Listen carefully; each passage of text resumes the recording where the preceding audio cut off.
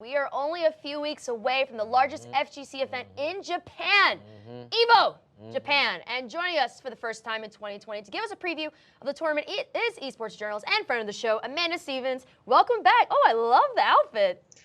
Thanks. I try to look good for 2020. Yes, you always got to look good for 2020. All right, so with Genesis 7 and Evo Japan on the same weekend, Smash Ultimate is going to have almost 24 hours worth of airtime. What does this say about how big the scene has become? So it's really interesting because the first Evo Japan, we had Smash 4 at it, had pretty surprisingly large attendance. And then Evo 2019 came around and Evo decided that there wasn't going to be Smash Ultimate. And there was a bit of a backlash from the FGC community abroad that it was left out, especially with how big the Smash 4 attendance is. So it's really great to see it back at Evo Japan, have it, I think it's like over 3,000 entrants. Genesis has pretty large entrance for Smash U. So it says that Smash is in a really great place. And I think a lot of it has to do with how accessible the Switch is. And it speaks to how good of a game Smash U is that it's able to carry multiple entrants at two big events that weekend. Because it's not like, it's 3,000 Japanese only entrants, right? Some of the biggest names in Smash are going to be at Evo Japan. So it says that this competitive scene is healthy enough that it can support that many players. Yeah, and then Evo Japan will also be starting their Soul Calibur Tour. How important is for the game to have a big showing at this event? So I'm not going to put too much stock on the entrance to Evo Japan for the Soul Calibur Tour. We have to remember that this is very early in the new year. People's money is a certain way, so traveling out to Japan might be a little difficult for a lot of US and maybe European competitors. But I do want to see how well it's viewed and how well this tournament goes. Soul Calibur, it's a really good game. I've been a big fan of the franchise since I was a kid. I'm really happy that the game is getting a tour. I'm happy that Bamco seems to be on the right track as far as its esports scene is going, especially since Harada took over.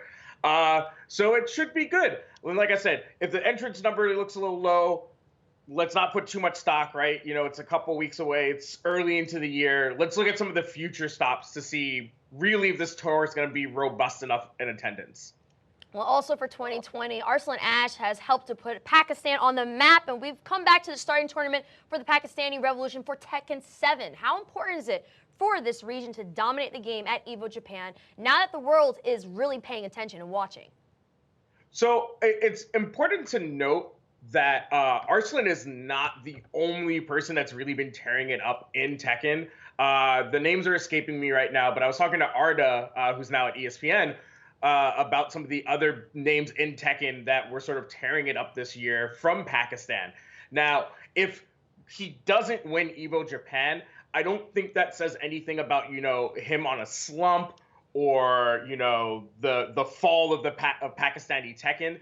You have to remember that once you're the big name, everyone is practicing their character and practicing to beat you. We saw it happen to him at the Tekken World Tour that everybody was super prepared for him. So I know that he's working on a new character right now. He played Salfina at Kumite this past weekend. So we'll see how he does. He did win Kumite. But it's not, Kumite is not one of the biggest events that has a lot of the highest caliber players at it. So we'll see how it goes. But I do expect to see a lot from Pakistani Tekken this year, especially if more money enters the scene. And especially depending on what Tekken World Tour announces as far as stops, because I don't think they've announced a lot of their tournaments yet this year. And so depending on how visas work out, you're going to start to see a lot more Pakistani Tekken, I think, in 2020. And also, this is going to be the first international open tournament for Street Fighter V. As we know, the new patch has brought it back to life, gave it a new breath of life. Will we potentially see some new faces at the top as a result?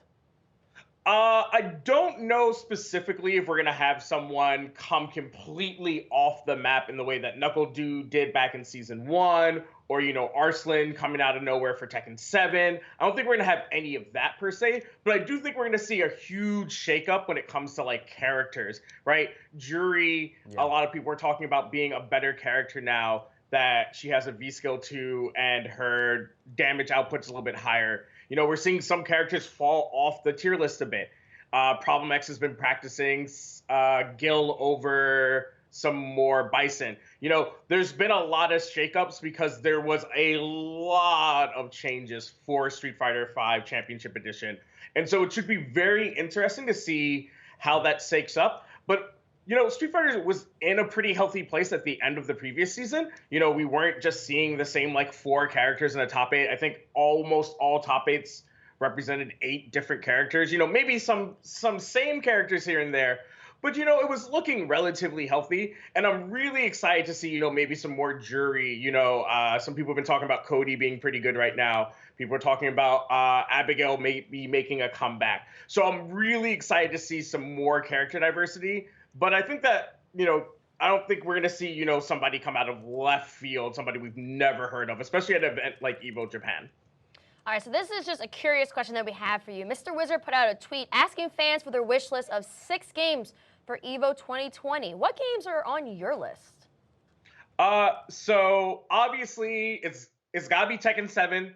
You know, Tekken 7's got to close out Evo again. Tekken's the hypest game on the platform.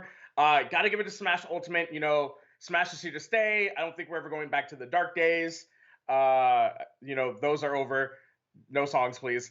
I think that we're probably going to get the new Eunice game. Eunice came out, you know, once it was announced it was going to be part of Evo last year. We saw a huge surge in Eunice's popularity. You know, I think we're probably going to see Street Fighter V. Obviously, I don't think we'll ever see an Evo without Street Fighter V. Whether or not Street Fighter V is, whether or not Evo is part of the Capcom Pro Tour, which we don't know yet. So what am I at? I'm at 4. I think Soul Cal will probably be one of the 6, especially depending on like how the Soul Cal Tour does as far as attendance goes. You know, Mr. Wizard is swayed by other tournaments' game attendance on what he puts as one of the premier games. That was his big excuse for not doing Marvel vs. Capcom Infinite. And then MK11. You know, I don't think that we should ever have an Evo without an NRS game. And so I really hope that MK11 is a part of Evo this year. But I wouldn't be surprised if any of those games, Soul Cal or MK11 or Eunice, is replaced by the new Guilty Gear Rise? Is that the name of it? Whatever it is, there's a new Guilty Gear. I wouldn't be surprised if any of those last 3 games was replaced by Guilty Gear. But the first three games of Tekken, Street Fighter, and Smash are probably definitely going to be at Evo. Don't quote me. Well, everyone can check it out because Evo takes place January 24th to 26th in Tokyo. And for more info, go to evojapan.net. Amanda, it's always great having you on. Thank you so much.